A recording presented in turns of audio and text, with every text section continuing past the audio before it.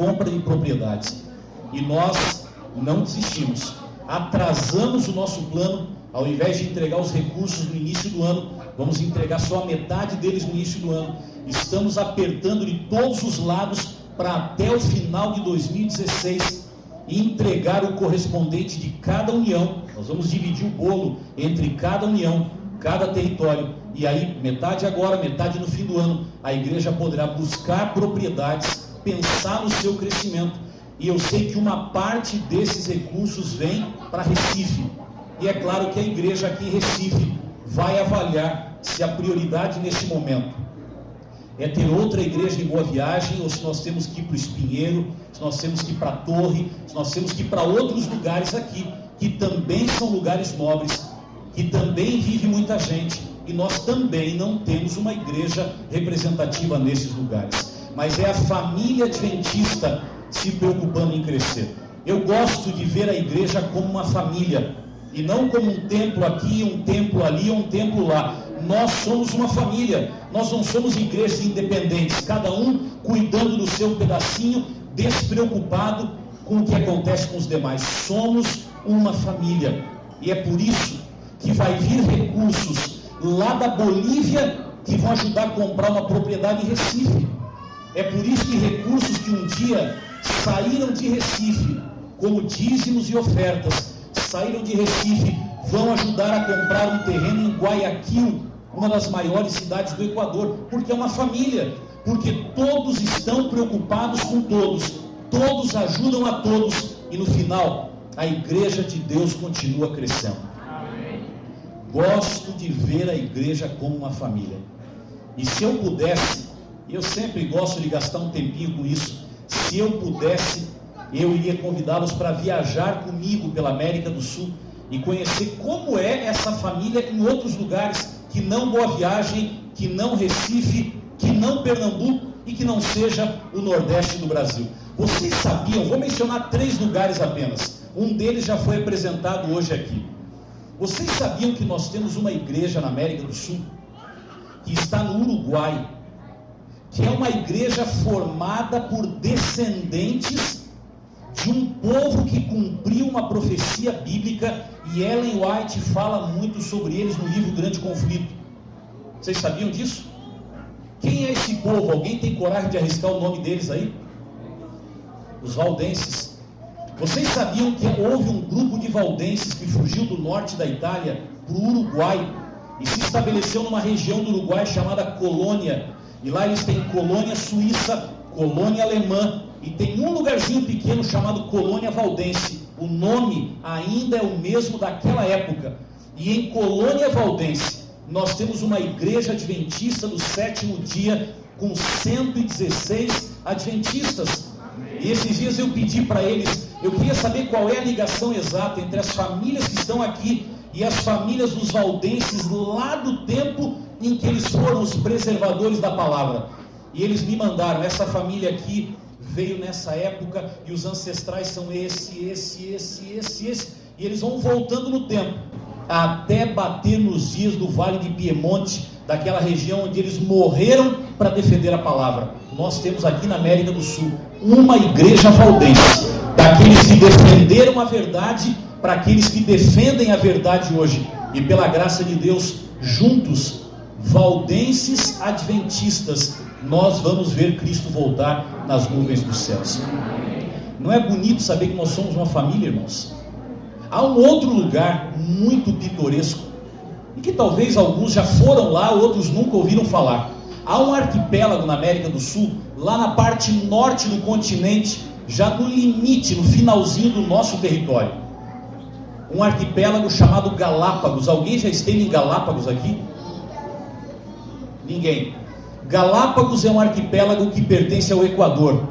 Eles têm muitas ilhas, mas só 4 ilhas são habitadas, e a maior delas, é a ilha de Santa Cruz, onde está o governo do arquipélago, onde tem mais habitantes, 4 ilhas habitadas. Talvez vocês não saibam, mas foi em Galápagos que Charles Darwin atracou seu navio Beagle para estudar os fósseis e os animais. E foi lá em Galápagos que ele escreveu parte do livro A Origem das Espécies, que foi o grande boom na visão evolucionista e destruindo a visão bíblica e criacionista que nós cremos até agora.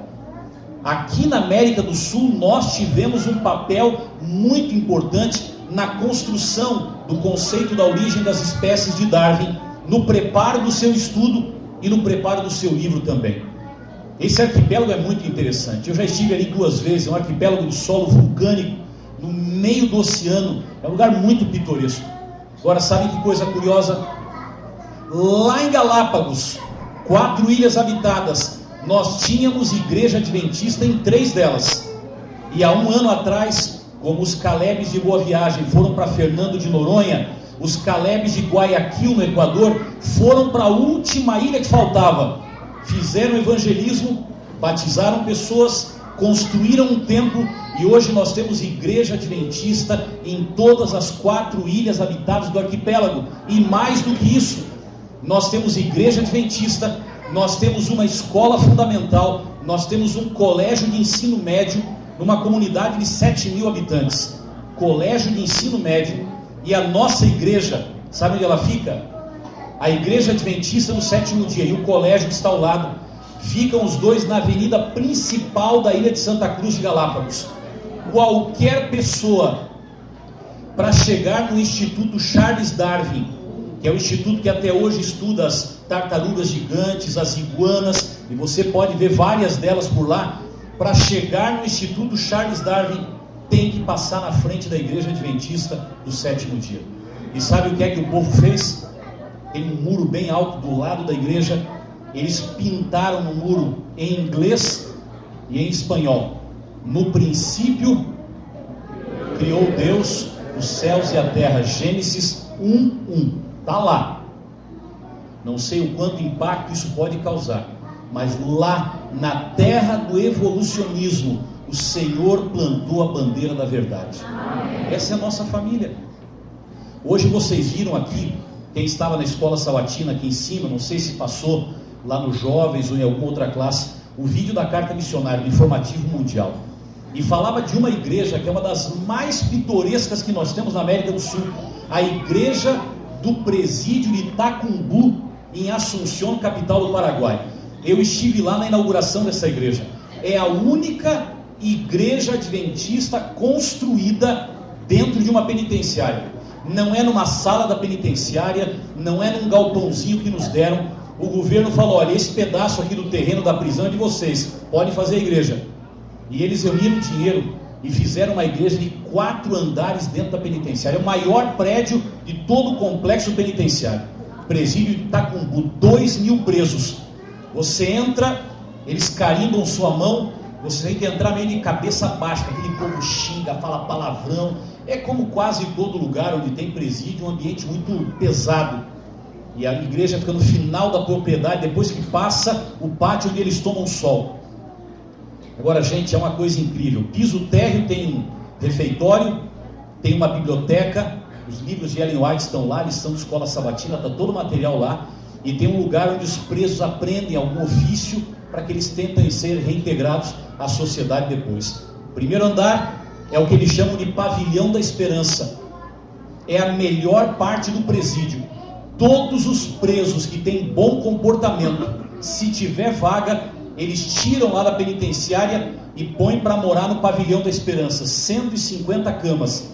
Só que ali as camas são arrumadinhas, ali o povo toma banho, ali tem banheiro, ali tem ordem. Lá no presídio não. Então, se comportou bem, o presídio fala: vai morar com os adventistas, e vai lá para o pavilhão da esperança. Só que lá acorda, tem que fazer o culto, antes de dormir tem que fazer o culto, de manhã tem que fazer leitura na biblioteca. É o nosso ritmo dentro do presídio. 150 moram lá.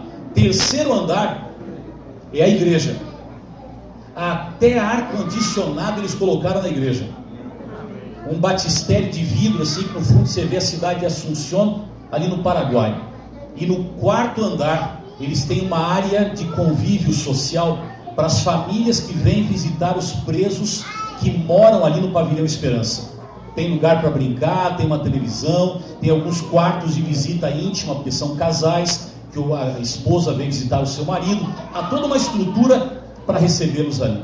No dia da inauguração, foi uma coisa emocionante. Eu estava sentado assim no primeiro banco desse lado, junto com a ministra da Justiça do Paraguai.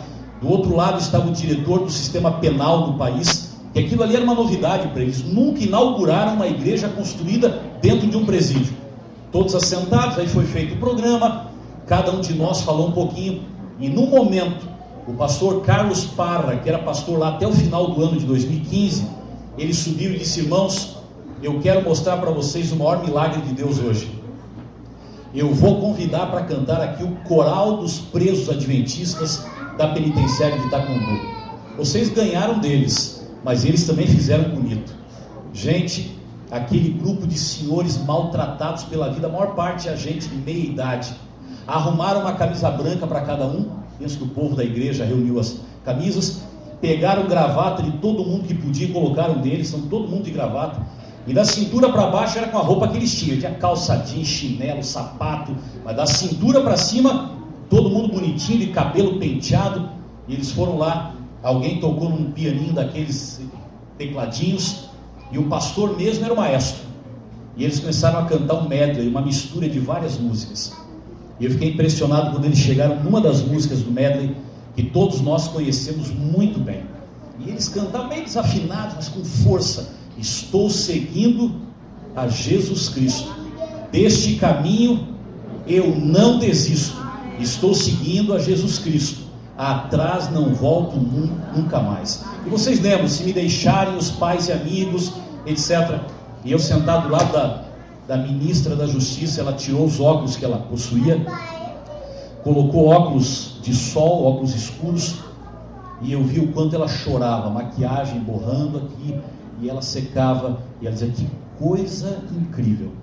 Homens que sempre usaram a sua voz para ameaçar, para agredir, para provocar, para chamar um assalto, para matar pessoas. Agora vocês tomam esses indivíduos, constroem essa igreja e os colocam para cantar aqui na frente: estou seguindo a Jesus Cristo, atrás não volto nunca mais.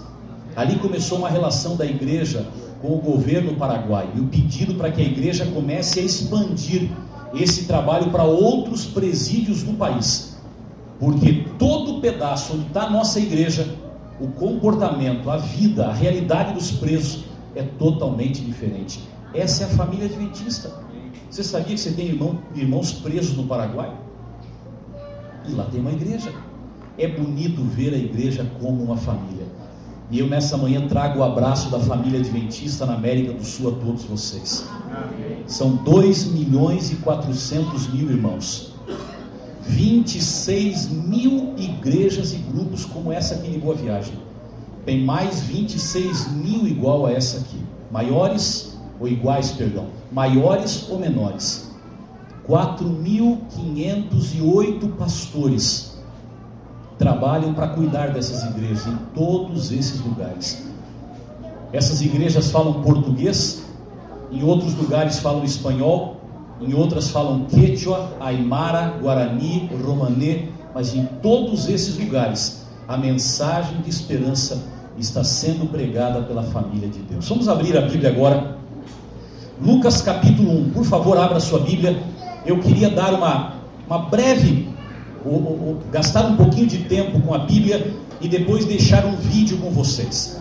Eu queria que vocês prestassem atenção nos dois, porque de uma forma ou de outra os dois vão se combinar. A primeira parte é uma mensagem bíblica, um verso que está em Lucas capítulo 1, e a segunda parte é um vídeo que nós preparamos sobre a igreja na América do Sul para apresentar em San Antônio, onde houve a Assembleia Mundial dos Adventistas no sétimo dia, no último mês de julho. E esse relatório mostra a igreja na América do Sul, essa família, como nós somos, o que é que está acontecendo por aí. E eu pensei, nada melhor do que ir à Boa Viagem, abrir a Bíblia, mas também mostrar para os nossos irmãos, irmãs, para os amigos que estão aqui, como é a igreja, como é a família no resto do continente. Eu quero que vocês me perdoem, porque no meio do vídeo, já mais para o final dele, tem uma parte onde o vídeo para e entra a transmissão do momento da apresentação do vídeo lá nos Estados Unidos. Portanto, nós produzimos o vídeo em português em espanhol e em inglês, e lá na hora ele foi apresentado em inglês, e a gente pegou aquele momento e colocou no meio do vídeo, porque tem um branco no vídeo. Ele para, porque aí eu entrei para falar ao vivo lá na hora da apresentação, para dar as boas-vindas em nome da igreja na América do Sul. E naquele momento vazio do vídeo, nós colocamos o que aconteceu lá naquela hora. Então, as palavras são num pobre inglês, mas vocês vejam, é bem rapidinho, e aí nós já caminhamos para o final, mas isso mostra para a gente um pouquinho da família de Deus nesse continente. Abra sua Bíblia, Lucas capítulo 1. Lucas capítulo 1, com a Bíblia aberta, por favor, feche os olhos, curve a cabeça e vamos pedir que Deus dirija a sua palavra mais uma vez. Pai querido, nesse momento a tua palavra está aberta diante de nós. Nós estamos apertadinhos aqui, mas felizes porque estamos no teu dia, na tua presença e na tua casa. Agora, Senhor, vamos ouvir a tua palavra. Através dela, por favor, fale ao nosso coração. Nunca, Pai, o que nós queremos ouvir, mas sempre aquilo que o Senhor quer nos dizer. Fica conosco, oramos por Jesus. Amém.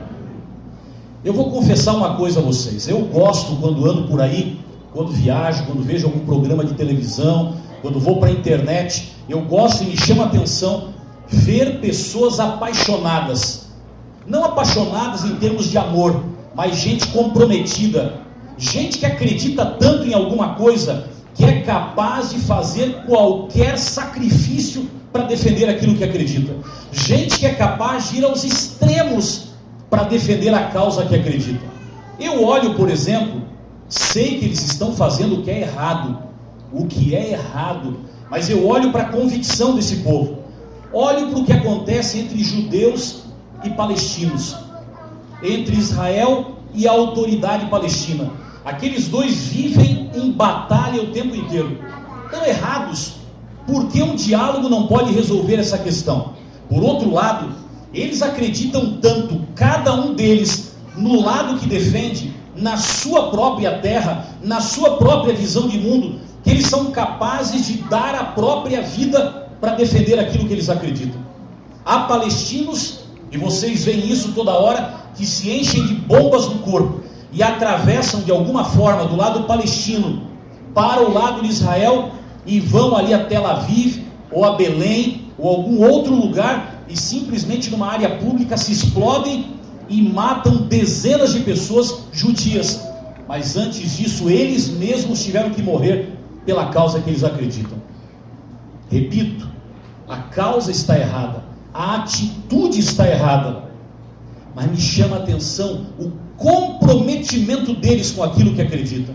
Do lado judeu acontece o mesmo, é guerra dos dois lados, é matar ou morrer por aquilo que acreditam. Gente comprometida com uma causa. De vez em quando eu fico olhando para o povo que gosta de torcer para algum time de futebol. Santa Cruz, Náutico, Sport. Náutico ninguém fala nessa hora, né? Dando uma fase de jejum.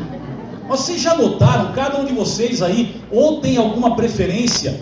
Eu lembro quando vivia aqui, essa avenida de Boa Viagem, quando algum time forte era campeão, quando o Sport era campeão, de vez em quando aparecia gente quase sem roupa na rua da praia, em pé em cima de carro, pintava o corpo com as bandeiras do time, se enrolava na bandeira. Ainda acontece isso por aí ou não? Acontece, e não é só aqui, acontece em todo lugar. Eu olho para aquilo e fico pensando, o cidadão do Sport, ou o cidadão do Santa Cruz, ou somos um pequeno povo muito feliz do Náutico, né? Mas não importa, em qualquer um dos grupos, eles torcem tanto por aquele time, eles acreditam tanto naquele time, que quando o seu time é vencedor, eles não têm limite para dizer, eu estou desse lado, esse é o meu time, e eu vou fazer qualquer barbaridade, eu vou aos extremos para mostrar de que lado eu estou. Interessante que até dentro da igreja, a gente encontra algumas situações curiosas. Há mais ou menos 6 meses atrás, um pouquinho menos do que isso, eu estive aqui em Pernambuco para participar de uma reunião com o pastor Moisés, ali perto de Porto de Galinhas, e eles levaram um cidadão de Vitória de Santo Antão, e ele, primeiro mostraram um vídeo, alguns de vocês já devem ter visto, e depois ele apareceu lá com a família inteira. O nome dele, Claudirã, chamado de Irã, pela família e pelos amigos. O Irã cresceu numa família cristã, casou, teve filhos, e aí se tornou adventista do sétimo dia. Numa quarta noite, na igrejinha lá na área rural, onde eles vivem, alguém fez um apelo, dizendo: gente, nós não podemos continuar mais nesse salãozinho alugado aqui em Vitória de Santo Antão. Nós precisamos comprar um terreno e fazer uma igreja. Não dá para continuar desse jeito. E a esposa olhou para o Irã, o Irã olhou para a esposa, e o Irã levantou a mão. Eles nem se falaram, só se olharam. O Irã levantou a mão e disse assim: gente, é o seguinte, se o problema é terreno, eu vou doar o meu terreno, o nosso terreno, para fazer a igreja. Eu não tenho casa própria, eu não tenho nada, eu só tenho um terreno que eu comprei para poder construir a nossa casa no futuro. Mas antes da minha casa é a casa de Deus. Portanto, o terreno que nós compramos para a nossa casa, eu vou doar para vocês construírem a igreja de Deus aqui na nossa região. E ele doou o terreno deles, ficou morando de aluguel para que a igreja pudesse ser construída na propriedade que era da família. Chegou em casa e disse para a esposa: olha, é o seguinte, a minha parte eu já fiz, eu dei o terreno, agora os irmãos vão se unir para reunir recursos para levantar a igreja. Uma igrejinha simples, não é tão complicado de levantar. Só que a igrejinha não saiu do chão, não apareceu. E o Irã disse assim: se os irmãos não vão construir a igreja, então eu vou construir a igreja também. E ele é um rapaz que mexe com venda de animais, trabalha com sítio, com campo. Ele decidiu reunir dinheiro para começar a construir a igreja. Ele tinha 5 motos, vendeu as 5 e começou a construção. Devagarinho foi vendendo, vendeu uma moto, a outra, até a quinta. Quando as paredes estavam já pela metade, ele viu que o dinheiro tinha acabado. Ele começou a vender os animais que ele tinha, e vendeu os bodes todinhos, um por um. Depois vendeu as vacas todinhas, uma por uma. E quando você conversa com ele, ele fala: eu só não vendi a esposa e os 2 filhos porque ninguém queria comprar, porque o resto eu vendi tudo. E quando já estava lá a igrejinha levantada, coberta, rebocada, não pronta para inaugurar, ele fala assim: ainda faltava um pouquinho de tijolo e de cimento para terminar. Olha que barbaridade. Ele diz assim: eu ouvi na cidade, aí em Vitória, que tinha um cidadão que havia perdido uma vaca há 1 ano atrás. Ela se foi para o mato, ele nunca mais encontrou. E ele ofereceu R$500 para quem encontrasse a vaca e trouxesse para ele. Eu disse: é o dinheiro que falta para terminar aquele detalhe da igreja. Eu vou buscar essa vaca. E o indivíduo entrou pelo mato, arrumou uma corda de 2 metros, colocou debaixo do braço e disse: eu só volto para cá com a vaca amarrada e vou entregar para o cidadão e pegar os R$500. E ele conta: eu fiz uma oração, entrei na mata e voltei com o animal. Entreguei para o dono, e o dono está lá para contar a história como verdade. E entreguei, peguei os R$500 e fui direto para a loja de material de construção comprar cimento e tijolo para as últimas partes da igreja que nós precisávamos terminar. Vendeu tudo, doou tudo, ainda foi buscar um animal no meio do mato para servir a causa de Deus. Gente apaixonada, gente que acredita, gente que é capaz de qualquer sacrifício por uma causa. Qual é o maior exemplo na Bíblia de alguém que tem essas características? Qual é? É o próprio Jesus, que foi capaz de deixar as glórias do céu vir a essa terra e ir até o fim, entregando sua vida para cumprir uma missão. Mas tem uma história na Bíblia que eu gosto muito, de alguém capaz de se comprometer até o fim. Lucas capítulo 1, você já deve ter visto aí na sua Bíblia, conta a história do nascimento de Jesus. E na história do nascimento de Cristo, aparece um momento onde o anjo vem para avisar a Maria de que ela seria a mãe do Salvador. Vocês lembram da história, não lembram? Maria estava só, o anjo apareceu e disse: bendita és entre as mulheres. E aí começou a contar para ela: você vai ser mãe. Eu imagino a conversa, a Maria dizendo: mas espera aí, mas eu não sou casada ainda. Não se preocupe, você será mãe, e o Espírito Santo é que vai gerar esse bebê em você. Portanto, apenas seja fiel ao Senhor e Ele vai fazer a obra na sua vida. Eu imagino, nós hoje aplaudimos Maria. Há muitos por aí que reverenciam Maria. Nós reconhecemos que ela foi um instrumento de Deus. Mas vocês já pararam para pensar no preço que Maria pagou quando o anjo deu a ela aquela notícia? Já pararam para pensar? Eu estudei num colégio interno, onde tinha uma preceptora. Era uma senhora de meia idade, solteira, cuidava das moças que viviam lá no colégio, muito durona, muito correta, muito certinha.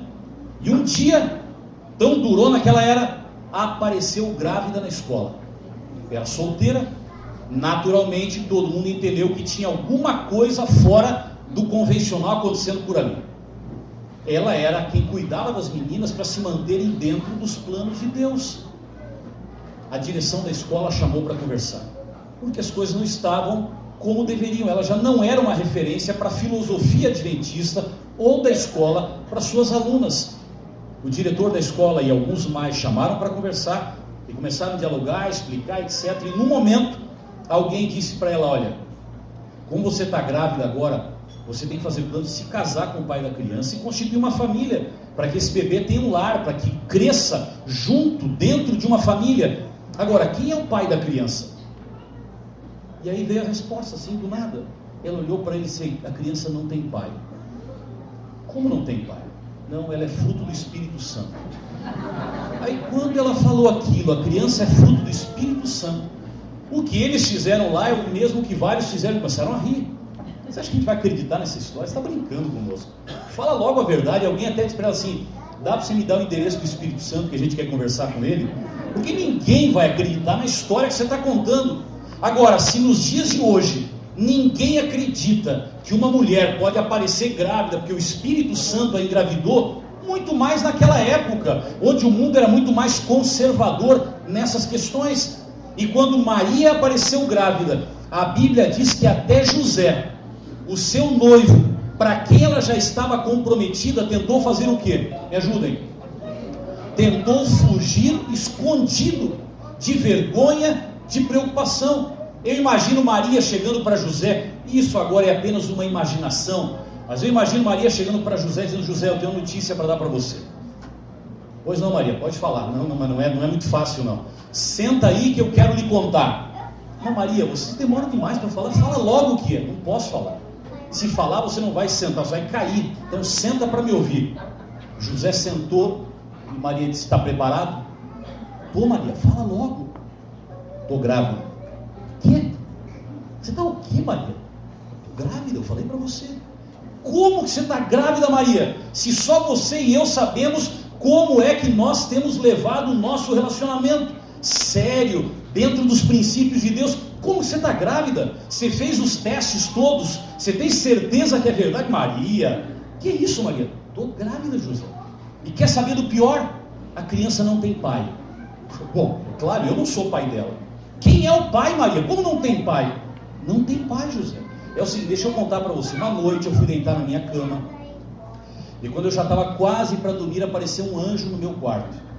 Imagine hoje a cara do José. Tá, Maria, vai contando. O que mais? Apareceu um anjo, e o anjo começou a falar comigo. Assim, o anjo falava com você, Maria. E você estava acordado mesmo ou você estava sonhando? Estava acordada. E o anjo me disse: você vai ficar grávida e o pai vai ser o Espírito Santo. Ninguém pode tocar ou ver. E daí para frente, José, eu fiquei grávida. Maria, você está brincando comigo, né? Você está brincando que eu vou ter que acreditar que você estava no seu quarto, ficou claro, entrou um anjo, e o anjo disse: Maria, você está grávida a partir de agora, tá bom? E foi embora, nunca mais apareceu, e você agora está... Maria, e a Bíblia diz que ele tentou desaparecer sozinho. Pensem no contexto da vida de Maria, para que ela pudesse ser fiel à missão que Deus colocou em suas mãos.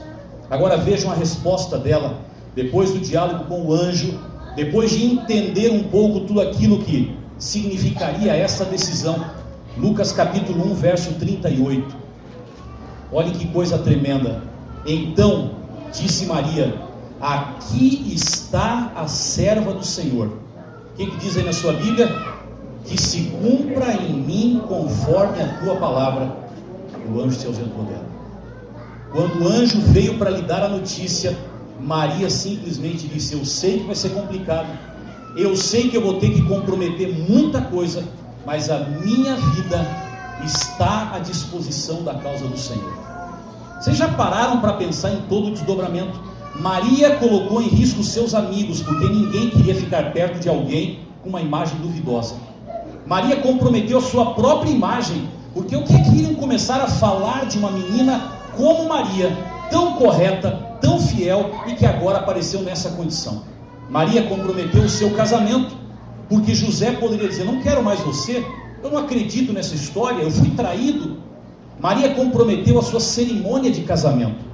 Qual o pastor, trazendo para os dias de hoje, queria aceitar fazer uma cerimônia bonita, como Maria tinha sonhado, para ela e para José, na condição que Maria estava? Ela comprometeu a cerimônia de casamento, ela comprometeu a sua própria vida, porque pessoas encontradas na sua situação poderiam ser julgadas e até condenadas à morte por apedrejamento, e Maria ia se expor a isso, tudo para cumprir a palavra do Senhor.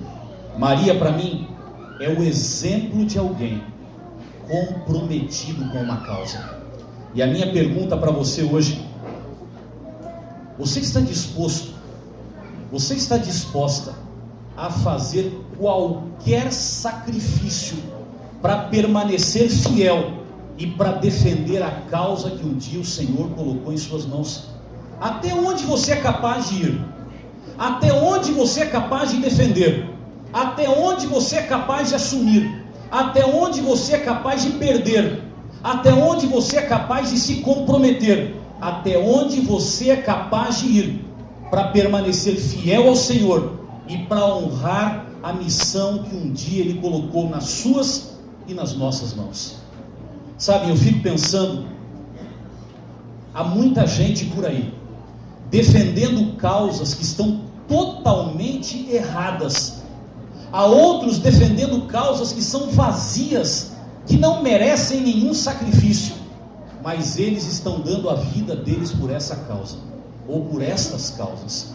E a minha pergunta é: o que é que você está fazendo com a causa que Deus colocou em suas mãos? Você é capaz de ir aos extremos para cumprir a missão? Eu queria deixar com vocês agora esse vídeo. Olhem com atenção. Logo após o vídeo nós vamos cantar o hino final, vamos ter a oração final, mas eu queria que vocês pudessem olhar para ver um pouquinho pessoas que em diferentes lugares estão indo ao extremo, estão fazendo sacrifício, estão pagando um preço alto para cumprir a missão que Deus colocou nas mãos deles, e que isso tudo, assim como a história de Maria, seja uma inspiração para cada um de nós. Veja o vídeo agora.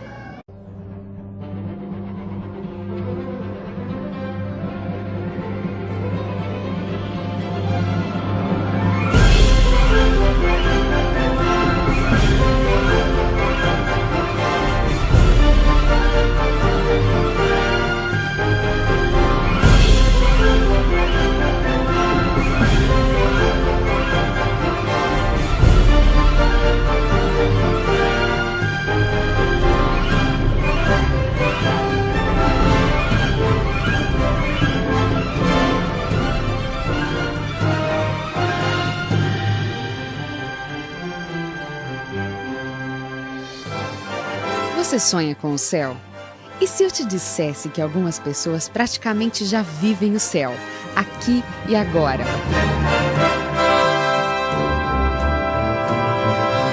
Sonhar com o céu é mais que desejar, ir na igreja e orar. Sonhar com o céu é agir como se já estivesse lá e distribuir algo muito mais precioso que dinheiro: esperança.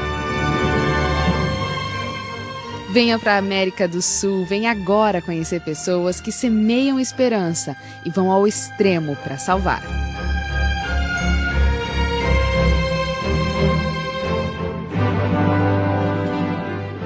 Nossos pastores recebem treinamento e intercâmbio cultural com líderes de outros países periodicamente.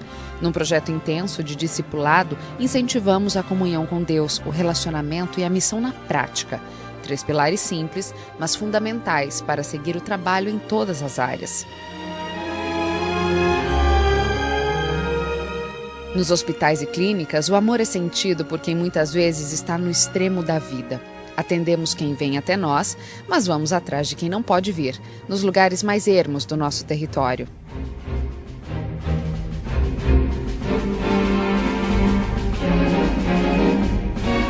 Mais escolas, mais alunos, mais qualidade e reconhecimento. Do governo, da comunidade e de quem mais importa, nossos alunos. Material próprio e uma rede forte que ensina também sobre Deus. Doação de sangue, campanhas nas cidades, tudo para dizer que Jesus Cristo vai voltar. E nos últimos 5 anos, mais de 1 milhão de pessoas aceitaram esse chamado para integrar o nosso exército. Seminários de enriquecimento espiritual fortalecem a fé, estimulam a comunhão e a fidelidade é a consequência de uma vida de provas vencidas. Cada um faz a sua parte, pois cada parte é importante nesta engrenagem maior que é a obra de pregar. Não importa o tempo e o lugar, mesmo que seja longe de tudo, numa imensidão de gelo, como Héctor, no extremo da Antártida.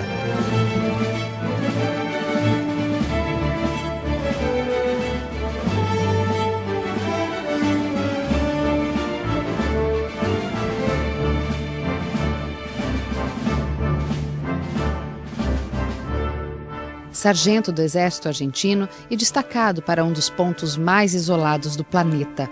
Ele decidiu fazer na vida neste extremo uma missão de evangelismo e carregou para lá livros missionários. Se eu tenho que falar com Deus, eu tinha que conhecer o ambiente que eu estava. Meus companheiros são todos militares, o grupo que foi. Eu também me relacionei com os cientistas que estavam lá. E como todos nós temos que nos empenhar na obra, foi assim que me tornei amigo de cada um deles.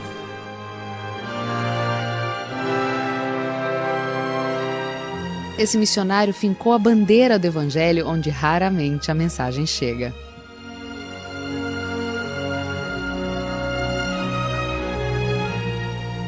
Livros que são lidos ali ou irão com os colegas para além da ilha de gelo. São pegadas deixadas na trilha de quem vai conhecer a Deus. São membros distribuindo literatura voluntariamente e ajudados por um exército de colportores que fazem disto a sua missão diária.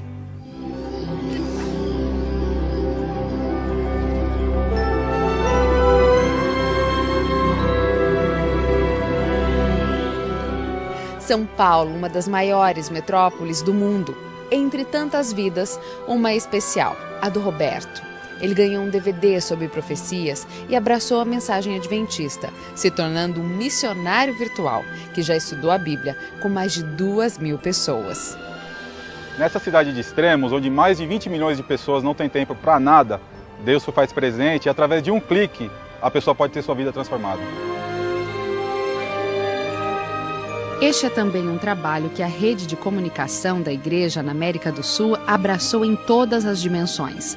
A Novo Tempo atua no rádio, na televisão e gravadora, passando por um projeto intenso de atuação online nas redes sociais e atendimento aos interessados através da escola bíblica. Onde nossos pregadores não podem ir pessoalmente, nós vamos pela comunicação. E pode ser onde tem muita gente ou onde pouca gente vai. Os estudos bíblicos e os canais virtuais fazem este caminho.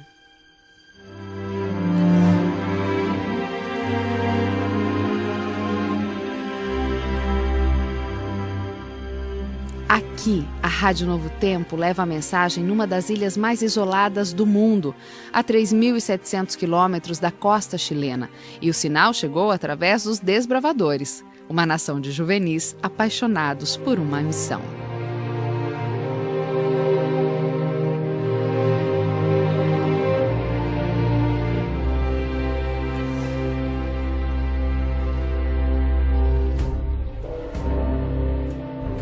Eles estão em toda parte em nosso território, se divertindo sim, mas aprendendo, seguindo um caminho diferente do mundo, longe das drogas e violência.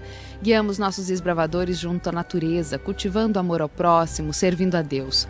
Jovens que estão em grandes camporis, mas também longe de casa em missão.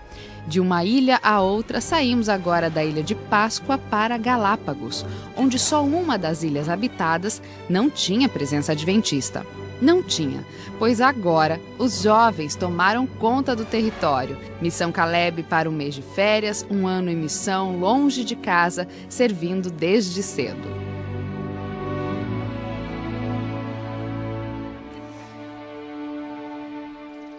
Ir ao extremo por ter liberdade e na prisão conhecer o extremo de ser livre em Cristo. Você está numa penitenciária, você e mais centenas de presidiários que há 20 anos convivem com a Ruth, a mãe Ruth. Livre, mas que escolheu viver entre as grades para mostrar um outro tipo de prisão e como sair dela.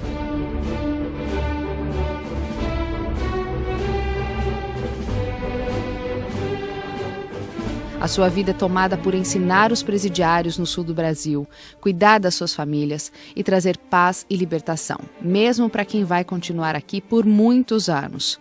É uma das milhares de mulheres envolvidas na missão de salvar. Eu não sabia nada sobre Deus antes de vir para cá.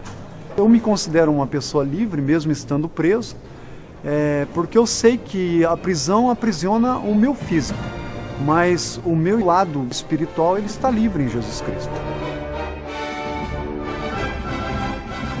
Eu tinha muita rejeição como preso, mas Deus insistiu comigo, porque Deus estava preocupado com a minha salvação também. Ela não tem medo de ninguém aqui, ela faz ela porque nos ama. Então, o que a gente sente no coração é felicidade de ter uma mãe assim. E quando eu olho para esses meninos, e eu imagino o que Jesus sofreu por mim na cruz. Eu sou uma pecadora, tanto quanto eles. E quando o amor de Cristo me constrange, eu preciso fazer o que Ele pediu para eu fazer.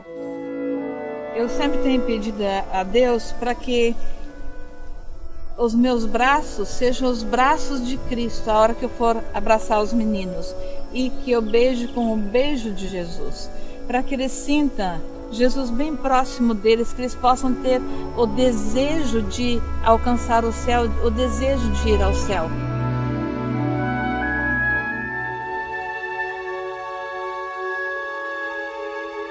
Várias celas funcionam como igrejas, com liderança organizada e respeitada pela diretoria do presídio. O Estado sente, a Secretaria de Justiça sente que é um dos meios mais eficazes para que você consiga atingir as pessoas que estão aqui dentro. Elas vão ser pacíficas a partir do momento que elas viverem uma experiência de paz. E hoje isso é possível, viver uma experiência de paz aqui, porque Deus está aqui dentro. Deste lugar já saíram mais de 2.000 pessoas, transformadas pelo evangelho apresentado pela Ruth, que fincou bandeira nesse território extremo. É nesse extremo que Deus os alcança, porque é nesse extremo da vida é que eles encontram a liberdade dentro das unidades penais.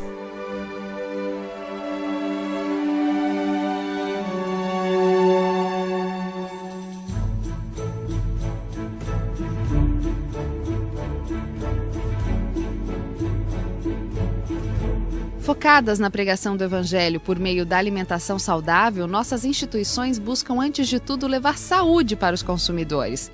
2 grandes fábricas espalham produtos que mudam a vida das pessoas, como essa professora que, depois de analisar um suco da Superbom e constatar que era mesmo puro, quis saber mais sobre a igreja descrita no rótulo. Nunca podia imaginar que um suco pudesse fazer tanta diferença na minha vida, porque através deste suco, eu conheci uma igreja. E através dessa igreja eu conheci o Deus verdadeiro. Esse suco me chamou muita atenção porque ele vem de uma empresa que se preocupa com a saúde das pessoas. E através deste suco, eu me interessei em conhecer a Igreja Adventista do Sétimo Dia.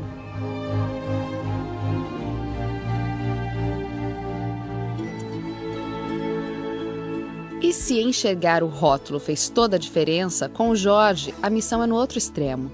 Cego há 16 anos, vive na escuridão, levando luz. Dá estudos bíblicos onde mora, nem que seja por telefone, e já fundou 4 igrejas. Prega, visita e, como não pode ler, decora a Bíblia e os estudos para ensinar as pessoas a encontrarem o caminho de luz. Quando eu enxergava, por exemplo, eu tinha pouca visão. Depois que eu perdi a minha visão física, a minha visão espiritual é muito maior. Eu vejo as coisas com mais facilidade. Eu vejo uma cegueira muito grande no mundo, é a cegueira espiritual, a cegueira de Deus. Eles não conhecem realmente Jesus, não.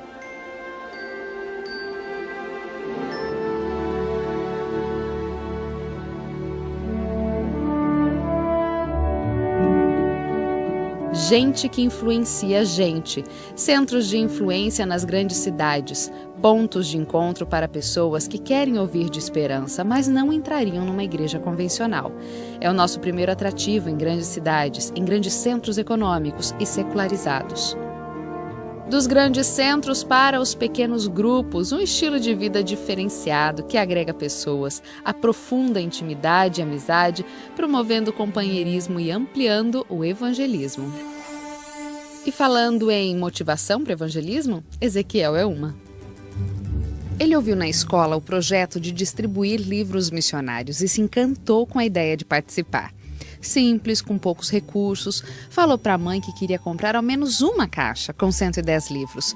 E ele acabou comprando 4 caixas de livros.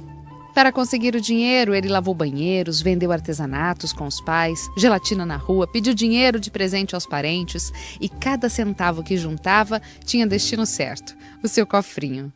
Eu me sentia muito alegre, contente, porque cada livro que eu dava, sabia que esse livro ia transformar a vida de cada um.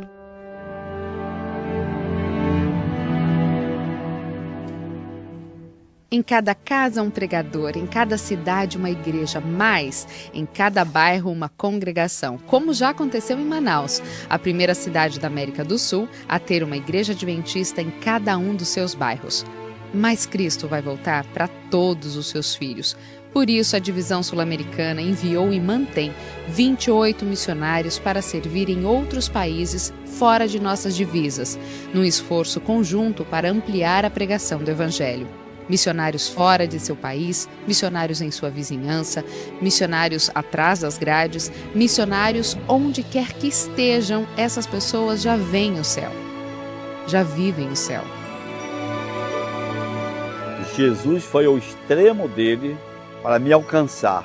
Por isso, eu também, pelo poder do Espírito Santo, vou ao meu extremo para falar do amor de Jesus, para falar do seu Evangelho, para que eu possa estar logo, logo junto dele. O motivo para eu comprar estes livros é para que meus companheiros, amigos, vizinhos, todos eles estejam comigo no céu, na segunda vinda de Cristo. Ir à Antártida me ensinou que, em meio ao extremo do mundo, pode-se ser um missionário. Só o amor de Cristo alcança os extremos.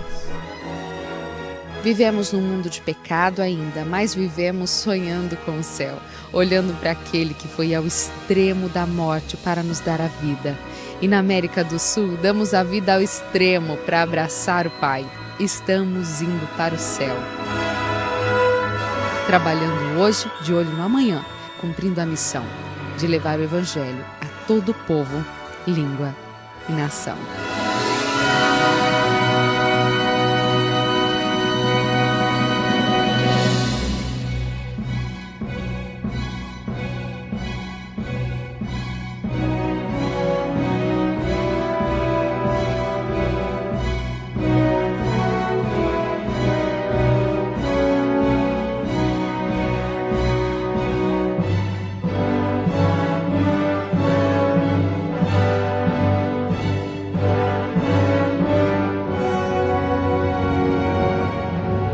Brothers and sisters, welcome to South American Division, a land of a very committed people that are going to the extremes to reach people, to share hope, and to fulfill our mission.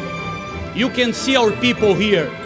We are working integrated, respecting cultures and opinions, but focusing all energies to involve every member in the church family in the mission with passion.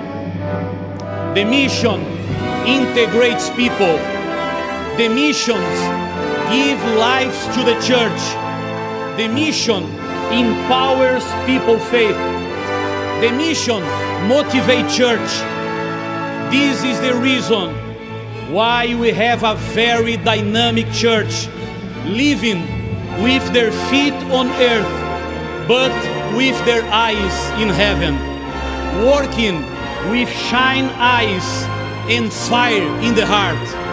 We are working in a continent, but supporting the whole global church, because we believe that Jesus will return for the whole world, not for only one continent. We have just one flag, the kingdom of heaven. That flag is represented here by the flag of our church. We are planting this flag in every country to empower the church, to modernize our approach, to remain faithful to our message, and to maintain the focus on mission through integrated evangelism and strong discipleship. And now, representing our 8 countries, our 2.3 million members, our 26,000 churches and companies, you will see 2 persons who are living the mission to the extremes, coming through the main aisle and taking in their hands our flag, the flag that represents our message, our unity, our mission, and the hope to see Jesus coming in the clouds of heaven. Hector Raul Pérez and Ruth Tesk, they represent thousands of people in South American division that are going to extremes to reach people and to share hope. On behalf of South American division, I want to thank to our global church for your support and prayers. And please, brothers and sisters, let's go ahead, united, integrated, starting here in San Antonio, the life that we will live when we arrive in heaven. God bless you.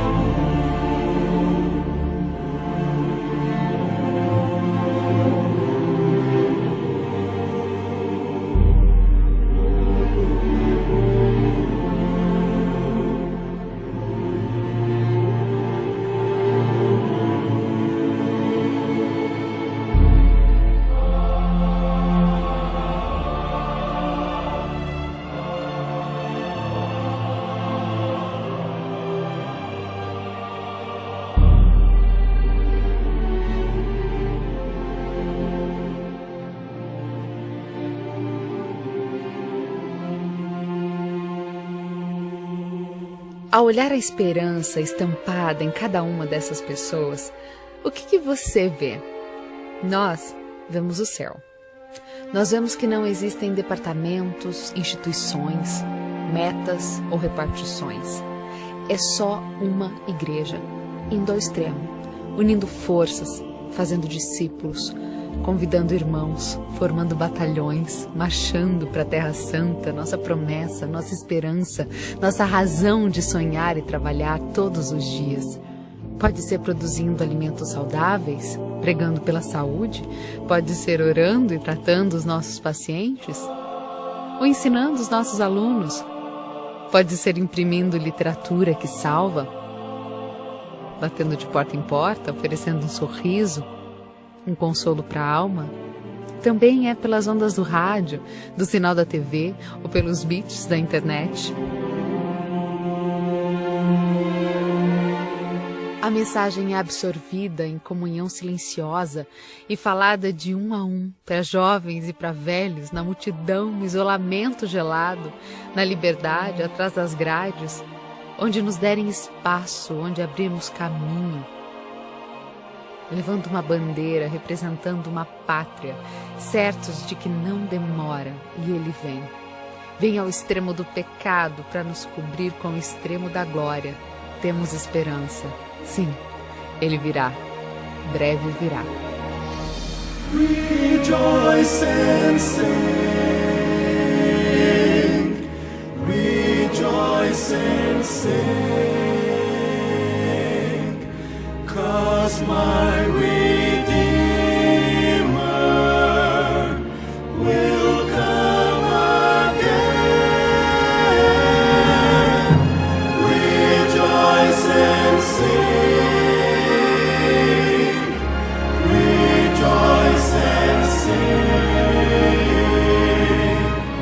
Jesus is coming again. Esta é a Igreja Adventista na América do Sul, uma igreja que cumpre a missão. O que nos move é essa pressa, a vontade de ver nosso Cristo. O que nos move é a paixão por pessoas, o desejo de salvar.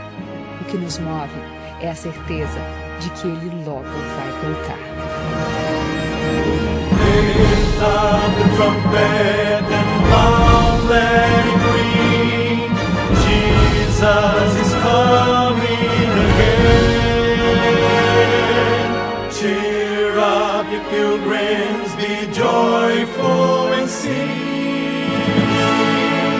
Jesus is coming.